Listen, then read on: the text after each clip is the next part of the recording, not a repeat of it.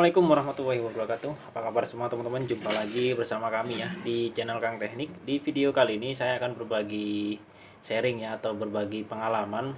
Karena tadi saya sempat mendatangi ke rumah customer, salah satu customer memperbaiki kulkas ya.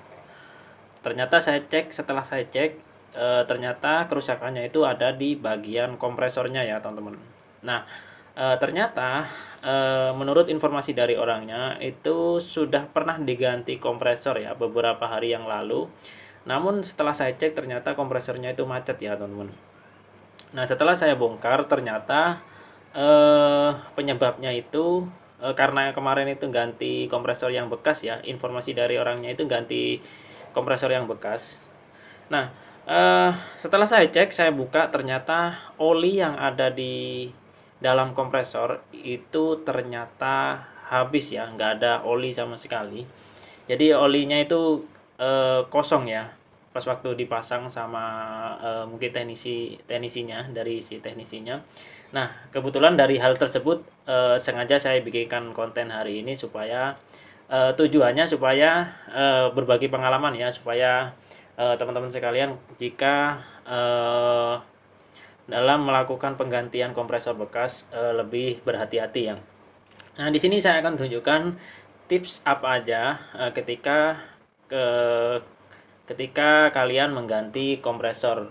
Oke, yang pertama di sini saya tunjukkan tipsnya supaya nggak sampai kejadian seperti itu. Nah, yang pertama jika kalian mengganti kompresor kulkas yang bekas, kalian pastikan ukuran speknya itu kalau bisa sama. Contohnya misalkan jenis yang kulkas satu pintu, kalian pasang yang sama. Jangan sampai kalian kulkas freezer kalian pasang kompresor kulkas satu pintu. Nah, nantinya itu nggak bakalan dingin karena kekuatannya juga beda ya untuk jenis kompresor. Dan yang kedua,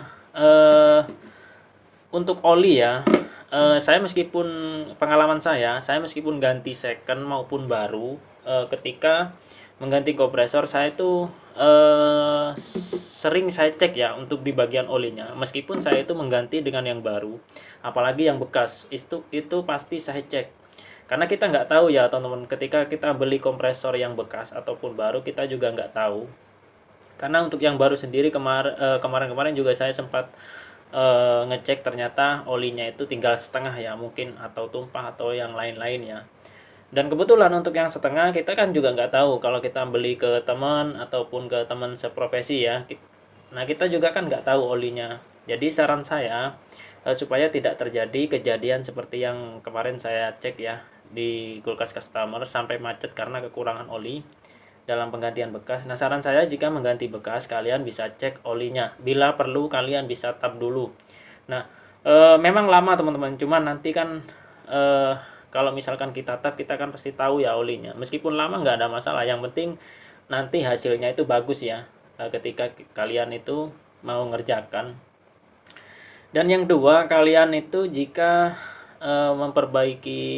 mengganti kompresor, kalian harus memastikan dulu ya penyebabnya ya. Contohnya kadang juga kan kalau kompresor ini jebol ataupun macet, bisa jadi dari buntu juga bisa ya. Kalau misalkan posisi buntu kompresor ini bakalan jebol ya teman-teman. Nah, kalian pastikan juga kalau misalkan penggantian bekas kalian bisa ganti filternya juga. Bila perlu kalian buka ataupun di bagian kapiler kalian bisa hisapkan metil. Kalian diamkan beberapa menit lalu kalian flushing untuk di bagian kapiler ataupun di bagian evaporator. Karena kalau misalkan posisi buntu kalian pasang lagi nanti bakalan jebol lagi. Jadi saran saya untuk penggantian kompresor kalian tes juga di bagian filternya ataupun di bagian kapilernya kalian tes juga pressure-nya. Dan juga untuk pressure pada kompresornya sendiri juga kalian bisa press ya.